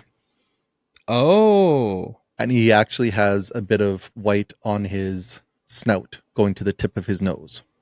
Can I check the other? You may check the real logo. So he has white going all the way to the tip. Oh, yes. No white in his iris, I guess. Yeah. And then the gray in the bottom of the C goes nearly all the way to the end as it tapers out. Oh, that little line. Stops halfway. Totally. Yeah. Yep, I totally see that. Huh. Your edit was really good. It looks super accurate. I thought I liked the little dot on the eye, and it feels like something that a hockey team would do, like remove reality, but add like a human element to it. But in this case, I think I actually like the original better. Like I was on board with the little white in the eye, and then I saw the extension down. I'm like, oh no, I still like that one better. That's fair. But like incredible. Well done. That was really difficult. I'm not shocked that was hard for you. And don't keep looking down, probably. No, don't keep scrolling. All right. Well done. Well, I got my lunch handed to me, but you're just flexing some editing skills. Well done. That was great. Okay. Anything else for the dog part, or are we off to the draft? That's it, brother. Moving on. Off to the draft. All right, welcome to the draft. Today we are going to be drafting a battle royale at a mall, which has a lot of possibilities. Obviously, there's a lot of different things in a mall, and it's anything that we've seen in a mall, anything we've like witnessed to actually be in a mall, excluding weapons like guns, uh, bow and arrow, that sort of thing. Wait, we didn't say anything about bow and arrow. Any hunting based. I think we can Okay, eliminate any hunting based um, um, weapons.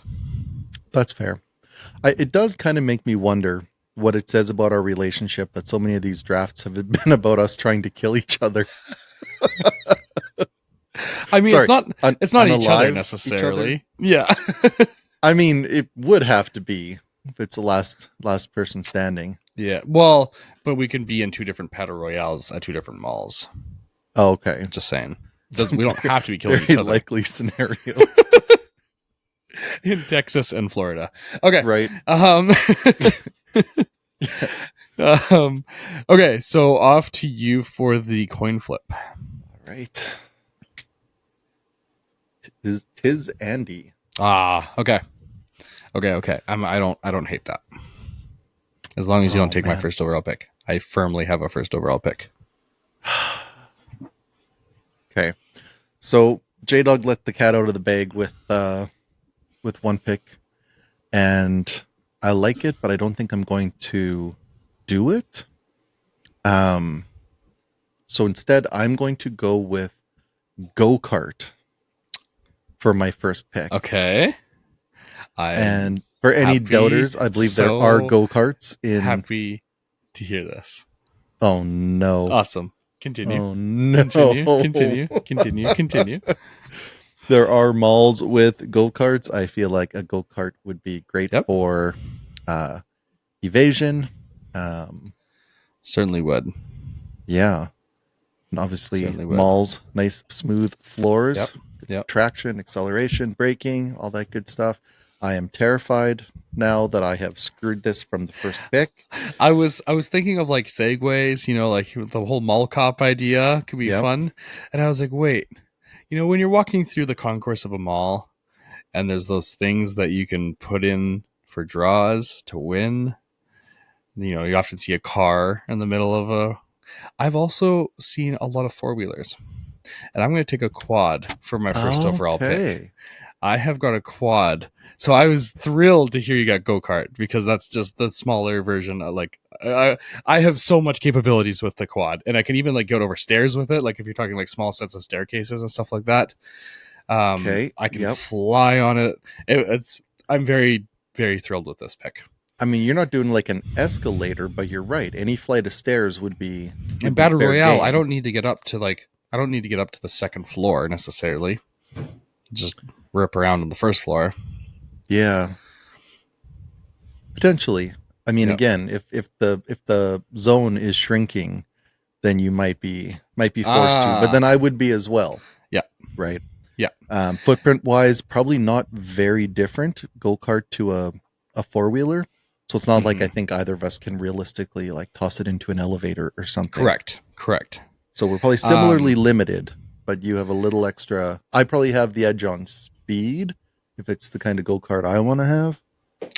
I don't know. Although at a I don't know mall, about that. I'm probably not getting a real fast go kart. No. Shoot.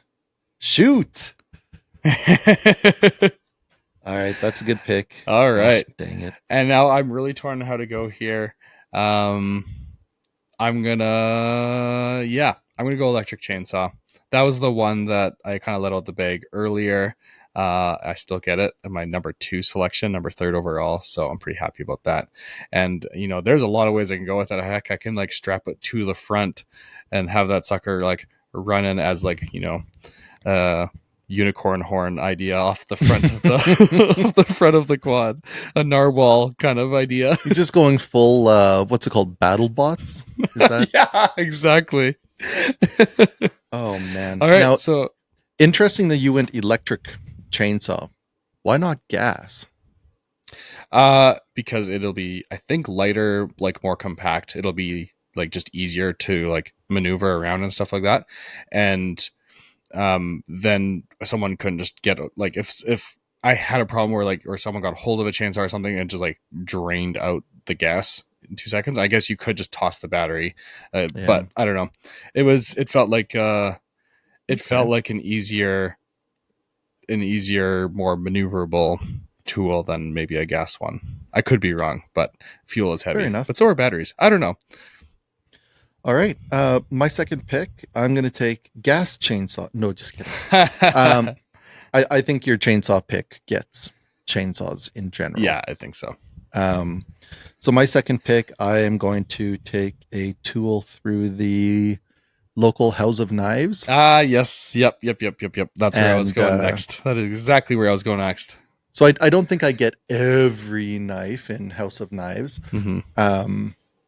So I want something that's going to give me like a number of options. So some kind of like maybe like a chef's knife roll or something. Because then I've got multiple knives. I like it. Either that or just the biggest one they have in the store. Yep. Yes. Cool. Hopefully enough that I can like strap them to the tires of my go-kart. Yep. Yep. Nice. Okay. Third. Strap them like pointing outwards is the idea? Or Yeah. Okay. Yeah. So I can just like pull up alongside your quad and slice, and just like shred your tires. Yeah. Don't like worry, that. I've got a backup plan for that. No worries. I'm not worried. Okay. Third pick, I'm gonna hit up maybe like a Best Buy or something, and I'm gonna get myself a decent drone. Oh, that's a really good selection. Not on my list. That's a fantastic selection. A little surveillance, keep myself out of harm's way. Very excited that you won't see me coming because you'll be looking down at your screen to watch the drone. But touche. All right, and all right. So that's both your selections. Yep, knives and drone. Okay. Keep tabs on you. I do want a backup way of commuting. I'm not going to go rollerblades. I know that's where your mind was going. I'm not going to go rollerblades because my wife gave me a great idea that it was going to be my first overall pick had I not thought of the quad this morning when I woke up. But I'm going to go with electric scooter. Versatile, easy to get around. You get them in elevators and all over the place, and they can zip. Those things can fly. I was looking at them in the mall here, going up like 50 to 80 kilometers an hour. So they can absolutely rip. So electric scooter is my next selection. And the awesome thing about the quad is I've got space. So I'm like, put my chainsaw on my quad. I put my scooter on the back. Like, I'm not carrying any of these things. The quad's carrying it for me. And if the game goes so long, if the battle royale goes so long that I run out of gas, I've got another just like backup way of getting around. So, and if you did slice my tires, again, got another way of getting around. So I'm going to give you mine there as well, because I know you're picturing like the two-wheel, like what do you call them? Like the Razor scooter, but electric, right? Yeah. Like a bigger version of that. Yeah, exactly. I was looking around for alternatives this morning, and I found the three-wheeled version of that they sell specifically for like police departments, mall security. Same thing. Interesting. Up to like 35 miles an hour. Yeah. But because you have the two legs coming out the back, you have like twice the battery power. You have an extra motor. You have like all-wheel drive. Wild. All-day battery. I was gonna go with that, but again, I think that's too close to electric scooter. So I won't. I appreciate it. Now for my next choice, and this, I don't know if this is really all that practical, but I want it just because it would be so much fun and I would get so many laughs out of it. I'm going to go with paintball. I want a paintball gun. And I think that's just going to be a blast, like ripping around on a quad or on a scooter with a paintball gun strapped to my back. Just that would just be like full Mad Max. That Very would be fun. so fun. So very, fun. very fun. Not like, maybe not the most practical, but I mean, if you're getting pelted by paintball, that's not exactly pleasant. Not having a good time. And if I'm ripping around on my go-kart, right? You spray a Yeah. couple of paintballs on Yeah. the ground in front of me. Maybe I spin out. Can I want to make an adjustment, but I don't know if I can. I feel like it's been Ooh. already submitted probably. I'm a pretty easygoing guy. Okay. I wonder, I'm considering switching to like a rubber bullet gun. Is that too close to an actual like rifle gun? I don't think you're finding a rubber bullet gun at a mall. There is Bass Pro Shops in malls. There's one at the Tsawwassen Mills Mall. There's one in the Calgary. Actually, I think all the Bass Pros are in malls. Do they sell rubber bullet guns? They sell rubber bullets at Core Lanes. So yeah, they would sell them at. Okay, I'll stick with paintball. Yeah. But I feel fairly confident they probably would, because like, where else are you going to get that from? I think you're getting pretty close into firearm territory. Yeah, and that might be, but you know, I just had to push that limit to see how far I could take it. But I'll stick with paintball, and I do like the slippery aspect to it, so I'll stay there. I'm not that understanding. So I've got quad, I've got a scooter, I've got electric chainsaw, and I have paintball. Not bad. Yeah.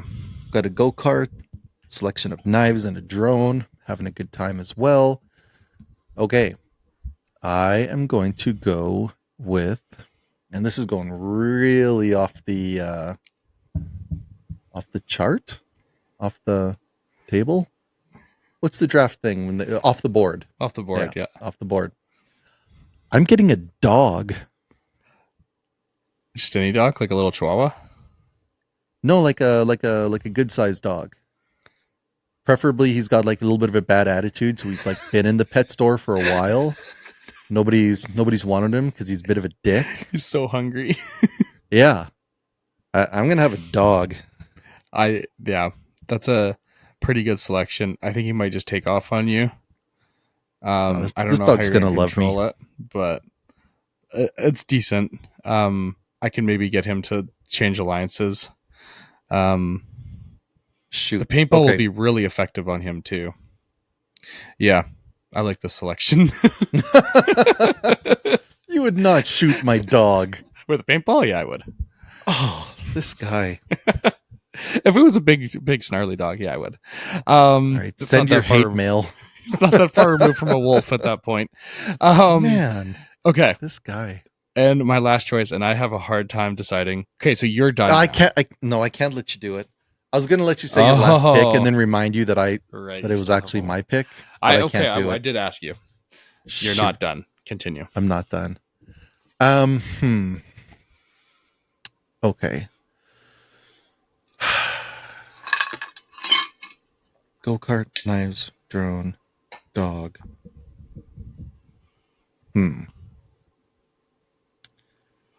I think, okay. Man, I don't even know at this point. I'm going to go with a supply of hot dogs. Is that just to try and get the dog on your side? It's largely trying to control the dog, yes, but also feed myself. Do you want to draft a leash as well? No, I'm counting on being able to train him real fast. Yes, a big disgruntled dog at a mall is definitely very trainable. Definitely. He's going to be so happy to be like adopted that he's going to be my bestie. And adopted to this death battle that's happening in a mall. He's going to be thrilled. And I'm going to have hot dogs. You're going to have not hot dogs. And he's just going to be eating the whole time, and he's going to be fat and want to go to sleep. I was ill prepared for the draft beyond my first couple of points. I was too. Oh man. Yeah. So you're done. So you got hot dog, you got dog, you got lots of dogs. Yeah. I mean, I'm going to be dodging you on the go-kart. You got knives to chop. You got a knife to chop up. You're going to be getting hungry by the end of the day. You got a knife to chop up your hot dogs for. That's right. Do I get a cutting board as well? Maybe.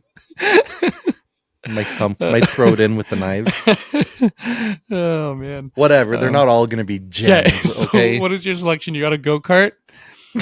You got a hot dog? You got a dog? No, I have hot dogs. Okay, I have like lots of hot dogs. a good amount of hot dogs. Definitely won't weigh you down. And a dog and a drone and knives. Oh, the drone. Okay. Yes. So you're gonna be eating hot dogs. And I have enough knives that they're attached to my drone, my dog, my go-kart. You realize this was a battle royale, not like a going camping draft, right? Because I'd like that sounds like a good time, but okay. I too am having a good time. I've got a quad. I've got a scooter. I've got an electric chainsaw. What was my other section? I've got paintball.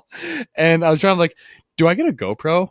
Because like, you know, that I can like watch the reaction of people while I shoot them with paintball, which would just be really fun. But I'm like, there's also going to be probably like killing in this thing because, you know, a battle royale. So maybe not the greatest, like, you know, footage to watch afterwards. So probably not that one.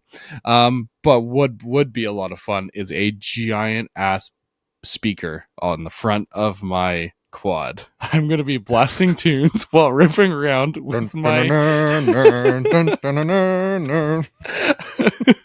It's going to be Enter Sandman, like, as I'm ripping through. Oh my goodness. So I think I've got my speaker set up on the front of my quad, as well as my chainsaw. I've got my electric scooter in the back. I've got my paintball strapped to my back, and I'm riding around a quad. And I think I'm going to this is going to be straight up the funnest battle royale that I've ever done. I've done a lot of them. You know, I don't think it's a surefire thing that you're winning this. I don't think it's a surefire thing that I'm losing it by any stretch of the imagination. No. I don't think this is like the Coliseum one where I was quite confident, or the amusement park where I was also quite confident. Yeah. Are you just trying to like go to your past, what you felt like were good drafts to feel better about your draft? I might be. Listen, okay. Maybe I'm not here for a long time, but with my dog and my hot dogs, I'm here for a good time. I appreciate that.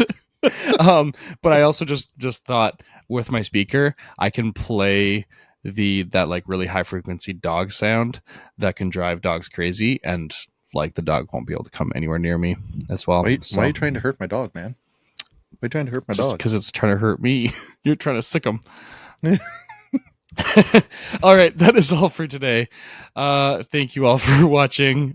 Is there anything else you have left, Andy, before we call it a day? Just regrets. I just have regrets left.